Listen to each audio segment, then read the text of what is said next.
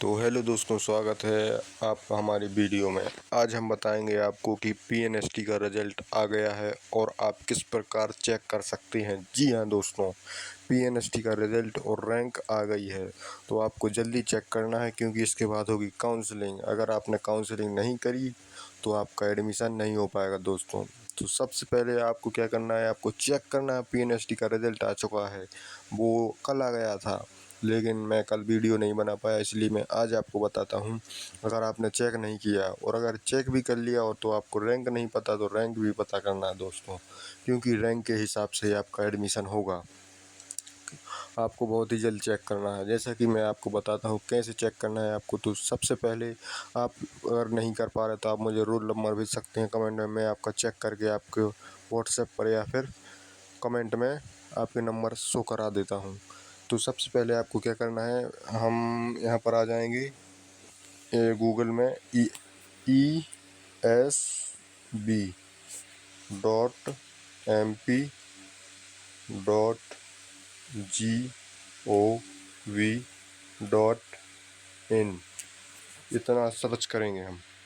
जैसे ही हम इतना सर्च करेंगे तो हमारे ये ऑफिशियल जो वेबसाइट है यही है। हम इस ऑफिशियल वेबसाइट पर आ जाएंगे। तो सबसे पहले हमें नीचे आ जाना है, यहाँ हिंदी इंग्लिश जो भी अपन को समझ में आए भाषा वही सिलेक्ट करना है।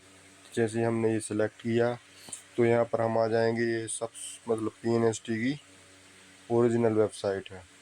तो यहाँ पर आप देख सकते हैं, अगर आपने पीएनएसटी का रिजल्ट चेक करके भी देखना है तो सबसे पहले आ गया result pre nursing selection test PNST 2025। और अगर आपको जीएनएस एएनएम का चेक करना है तो उसकी लिंक नीचे है, result ANM training selection test. यहाँ पर दोनों के जो है रिजल्ट आ चुके हैं, तो हम दोनों के चेक करके बताएंगे आपको। तो पहले हम देख लेते हैं पीएनएसटी का। पीएनएसटी का जो आपका एप्लीकेशन नंबर है एडमिट कार्ड में आपने दिया हुआ या फिर फॉर्म आपने भरा था उसमें एडमिट जो आपका नंबर है वो आपको डालना है। तो ये 72 से स्टार्ट होता है और बहुत मतलब 12-13 नंबर का रहता है, 13 डिजिट का। तो आपको ये डाल देना है और यहाँ पर आपकी जो भी डेट ऑफ बर्थ है वो डालनी है।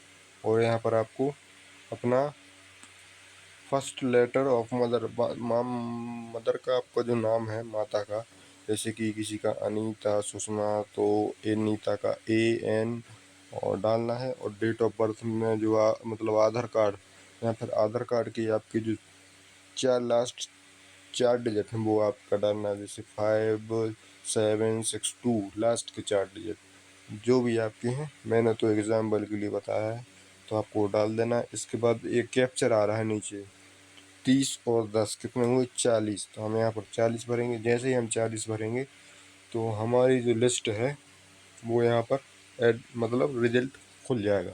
तो आपको उसमें शो करेगा कि आपका जो रिजल्ट है कितने नंबर मिले, आपका क्वालिफाई हुआ डिसक्वालीफाई हुआ, उसमें ही बता देगा। यहाँ पर मुझे एक बच्चे का पता तो है लेकिन मैं वो दिखा नहीं सकता क्योंकि उसकी पर्सनल इंफॉर्मेशन है, लेकिन उसका डिसक्वालीफाई हो गया है, उसका नहीं हो पाया है।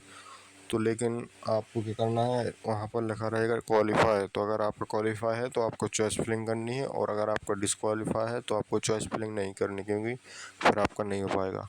आप अगर मैं कट ऑफ की बात करूँ तो कट ऑफ आपके लिए कम से कम, अगर आप ST के हैं तो ST के लिए कम से कम आपको चाहिए 42 से 45 48 तक। और अगर आप SC से हैं तो आपको 48 से कम 50-55 के बीच में होना चाहिए। और 45 भी हैं तो भी कर सकते चॉइस फिलिंग, क्योंकि आपका क्वालिफाई में आ जाएंगे आप। तो और अगर आप OBC से हैं तो कम से कम आपको 52 से 60 तक के बीच में अगर आपके नंबर है तो आप कर सकते हैं। और अगर जनरल से हैं तो आपके 55 60 65 तक हैं तो आप कर सकते हैं, क्योंकि यहाँ पर जो बच्चों ने इस बार डबल बच्चे हैं। पिछली बार क्या था, जैसे 50,000 बच्चे थे तो इस बार 1 लाख बच्चों ने फॉर्म भरा है। तो मध्य प्रदेश में जो भी पीएनएसटी का रिजल्ट है काफ़ी हाई लेवल पर कट ऑफ हो गई है। तो इस बार आप देख सकते हैं अपने हिसाब से बाकी मैंने आपको बता दिया। अगर आपको कोई भी प्रॉब्लम आ रही हो तो मुझे कमेंट करिए, मैं आपको दूसरी वीडियो बनाकर उसमें और सही तरीके से आपको जो बेस्ट मैंने पहले फिर भी आपको बेस्ट बताया, अगर नहीं समझ में आया तो मैं आपको और सही तरीके से क्लियरली समझा दूँगा। तो थैंक यू दोस्तों।